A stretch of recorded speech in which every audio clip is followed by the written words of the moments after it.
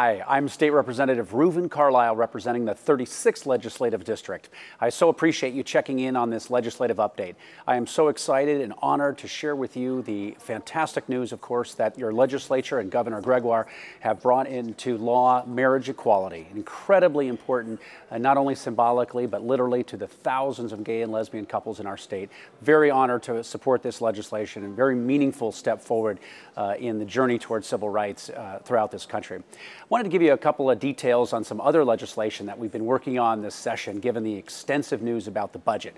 So first of all, I worked on a very exciting bill that I'm hopeful will make it all the way to the governor's desk to provide free open courseware for K-12 system in terms of textbooks. I'm trying to eliminate expensive proprietary textbooks for our 1 million K-12 students statewide. We've already moved in that direction for our community college students, and next we're going to go for the four-year universities, University of Washington, Washington State universities, and our other institutions statewide. A couple of other issues that I've been working on. Passport to College is a scholarship program for foster youth. It's a program that I helped set up as a citizen activist before I was elected, and I'm very excited to be reauthorizing that program in the budget. And of course, the budget is an overwhelming majority of our work. There's a couple of key areas that I've been working day and night with colleagues to try to protect. First of all is early learning. The investment that we put in making young people is so critical, and it pays off down the road, not only economically, but of course morally and socially.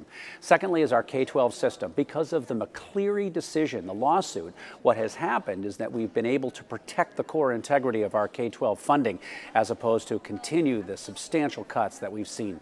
And in higher education, I think everyone knows that tuition has been skyrocketing because the state has been retreating from its public obligation to fund our institutions of higher education. It's deeply distressing to me. I've been working on this issue, and I'm really hopeful that we can turn around this awful trend. It's not right, not only from a debt load of students, but it's not right for middle-class families who are struggling to get their kids through college.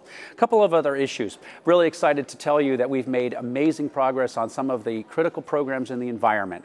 We're trying to continue funding for Puget Sound Partnership and some other cleanup of Puget Sound programs. We did not have success on the major bill of the year in that area, which would be a fee on the oil tax associated with the oil barrels at the wholesale level. So unfortunately, that funding source hasn't passed, but we're still making some really good progress on the policy front around Puget Sound cleanup. So another issue of mine that has been a core priority of this entire legislative session is the issue of tax exemptions. We have more than 567 tax exemptions, credits, and preferential rates in our tax code.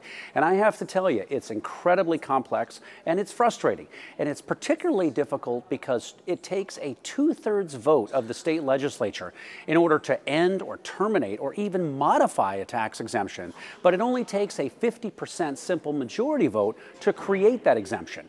And because of that dynamic, we've created a very untenable situation where we're not looking objectively at whether tax exemptions work.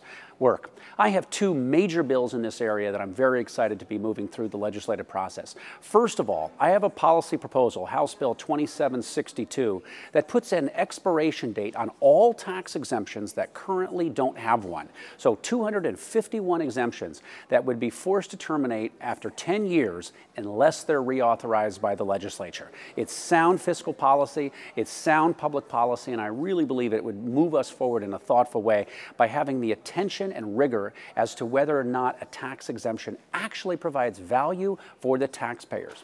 Another specific tax exemption that I've worked on is called the high-tech R&D tax credit.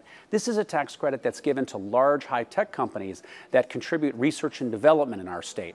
So in expiring this exemption, what I've asked the advocates and supporters and fellow legislators to do is to have a deeper conversation about how we can support small companies that need that research and development, but ask the large companies like Microsoft and Google and Yahoo and so many others to contribute those dollars instead of a tax exemption, contribute them to STEM, or science and engineering and math degrees at the University of Washington and statewide. So those are some of my public policy priorities this year. I very much checking in. It's an honor to serve you as your representative, and please check out my blog at ReuvenCarlyle36.com. Have a great day.